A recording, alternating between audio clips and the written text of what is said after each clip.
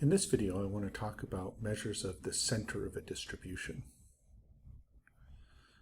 There are lots of ways that we could describe a variable.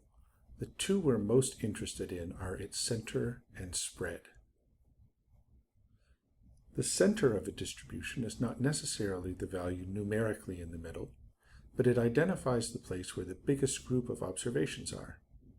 Another way of thinking about it is, let's say we drew an observation at random from the distribution and had to make a guess about its value. The center of the distribution would be a good guess. We'll talk today about three different measures of center. Spread or dispersion gives us a sense of how far observations are spread out around the center of the distribution. We'll talk about that in the next video. Oftentimes knowing the center and spread tells us a lot about a variable.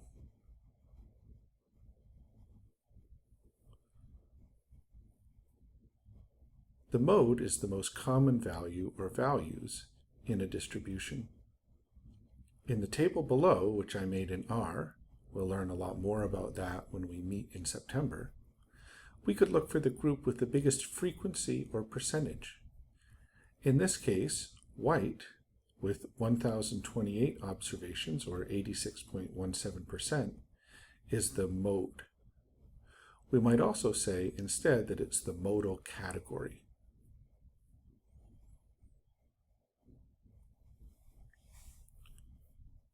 The mode is a useful measure of center, but not always.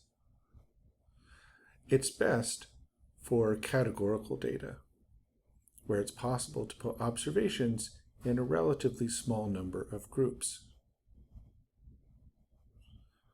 Modes can also be meaningful for discrete numeric variables like the number of kids in your household. In continuous or quantitative data, there may be no modal value, as every value may show up only once. Looking at the histogram, though, we might be able to identify the mode by the different density of the data moving across the range of the x values. The median is the 50th percentile. If we ordered numbers from smallest to largest, we could calculate the median as either the number in the middle, if there are an odd number of observations, or the average of the two numbers in the middle, if there are an even number of observations. In the Alberta data, the median of age is 54. Indicating that half of the people are above 54 and half below. The median is also a useful measure of center, but again, not always. The median should only be used for quantitative data, though it could potentially work with ordinal data, but it could give misleading results. Also, as a practical matter, R, the software we use, won't let you find the median of ordinal data without a bit of extra coaxing. The median is often a better description of the center of a distribution when the data are skewed. In this case, the median gives a better sense of the typical observation. Often when dealing with money, say GDP for countries or personal income, the data are skewed positive. That means there are a few people making a lot of money and a lot of people making a little bit of money. We can see the result of this from the following example about pre-tax incomes in London. In 2010, the average pre-tax income in London was about $39,000, and the median pre-tax income in London was around $29,000, about $10,000 less.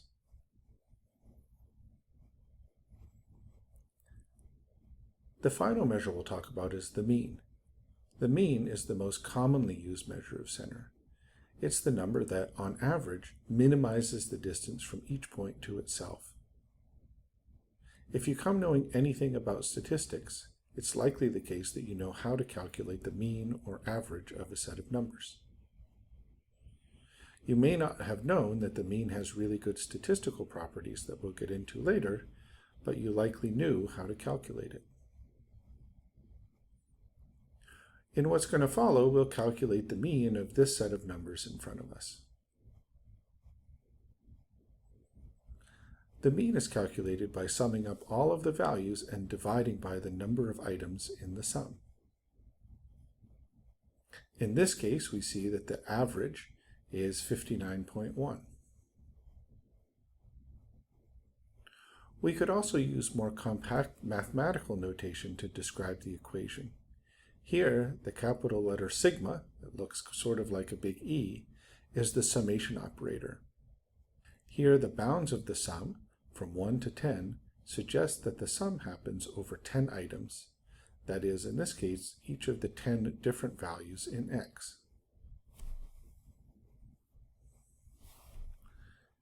Here's a graph that gives us a histogram of age, and I've got lines marking both the mean and the median. Since age is slightly skewed negative, you'll see that the mean is a little bit further to the left than the median. Here are a few other examples of times when the mean and median take on quite different values. The median of census agglomeration populations in Canada is much lower than the mean. Median is about 35,000 and the mean is about 192,000. This is because of the influence of a few really large values that pull the mean toward them. GDP per capita is another good example that has similar features to the population example above.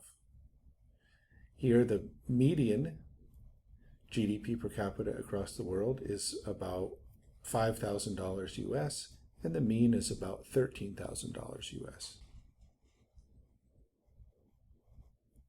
Finally, female life expectancy goes in the other direction.